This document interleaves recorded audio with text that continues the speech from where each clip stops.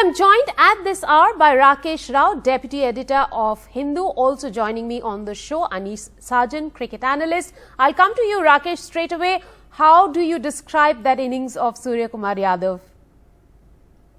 Well, that was extraordinary. And I think we've got used to it now because the way he bats, I don't think anybody in contemporary cricket even tries to do that.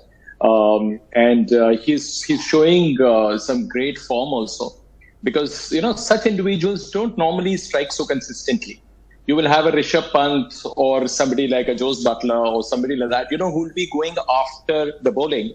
But they don't show this kind of consistency. Luckily for us, it has come on the big stage in the World Cup when our top order looks a little wobbly because at least, 2 out of 3 are not doing so well in every match. So one batsman from the top 3 by turns just holds his, holds his ground. And from there onwards, Surya comes and he provides you with a strong finish. So these things are happening now. So this can't just happen every time, but as long as it lasts, just enjoy it.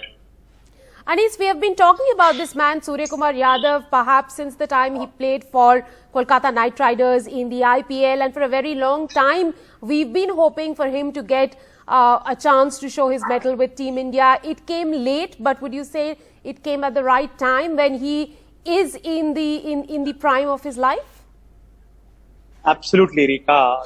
They say that cricketers get matured after 27, 28, and he got his due time after a long wait at the age of 29, I guess. In 1 year's time, he showed to the world what he's made of. And like my friend mentioned, the shots what he plays and what you mentioned are jaw-dropping, and you can only enjoy and make hay, and we hope for India's sake that he fires in the next 2 games too. I would like both of you to pick out one shot for me of Suryakumar Yadav that really stands out for you. Rakesh, can you just go first? Well, there's one which he picked from outside the off stump and scooped it behind the tackle square. I mean, that was an astonishing shot. Even the last one was okay, but then that one he didn't quite see it. He just closed his eyes. But that one was premeditated, putting his left foot right across the line. And, hitting it the way he wanted it. He connected it beautifully, I thought. Anis, for you? Obviously, the one our friend mentioned, but I like always the shot which goes over the extra cover, which he hits in the air. And I believe he's got that timing and that class which makes him play that shot. Also, I believe the final 6 that he played was absolutely breathtaking, and it brought the stadium to a pause. In fact, the fans were left breathless out there inside MCG. Now, just talking a little more about India's batting, Rakesh, can you tell me, going into the semi-final, what is it that India needs to look at and have a hard look at? The major issue happens to be Rohit. Rohit is not consistent because we had these 5 games where we needed to sort out a lot of stuff. Bowling issues we had, and then of course the top order wasn't doing so great. The middle order was looking a little shaky because people like Hardik and others, they wouldn't, they're not expected to perform so consistently. The savior has been Surya, and of course, Virat, provided he gets through the first 25 balls where he's scoring consistently, run a ball 25, 30, and thereafter he changes gear. So assuming that Virat gets his share of batting, and then he accelerates, that's all okay. But this is not going to happen day after day. So for me, the biggest worry is Rohit as of now. But then, as I say, the law of averages is firmly in his favor. He should come good in the next game. And it's great to see, Rahul getting some confidence there. But then the moment he reaches his 50, you know that shot is going to be there. He's going to play in the air. He's going to pick his man. And that has happened far too often. But then again, Hardik in the middle is not convincing at all. You don't expect the lower order, although we go with a lot of batting up to number 8. That hasn't really given us a lot of returns there. In terms of bowling, I think Hardik and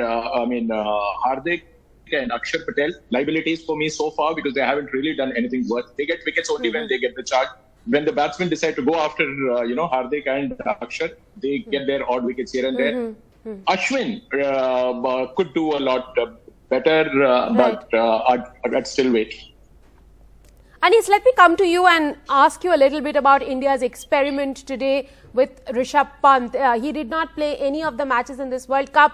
They brought him in to give him a game, but Pant did not come into his own.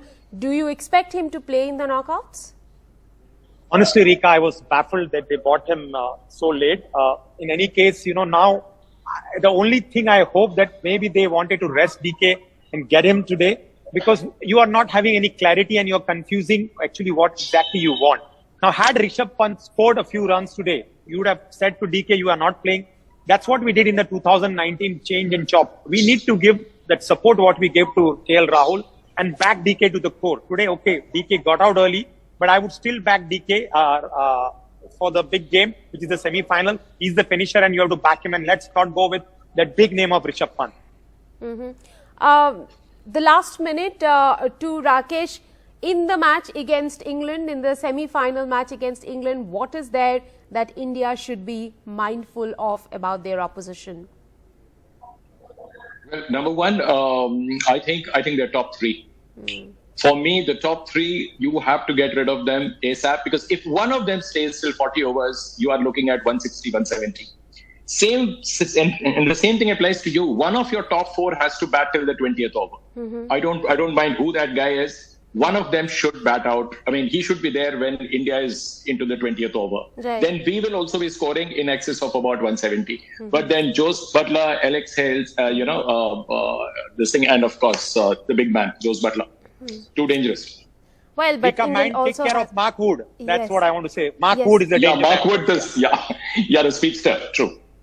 The crucial cog in England's wheel that India has to be cautious about. Thank you very much, Anis and Rakesh, for joining me on the show at this hour.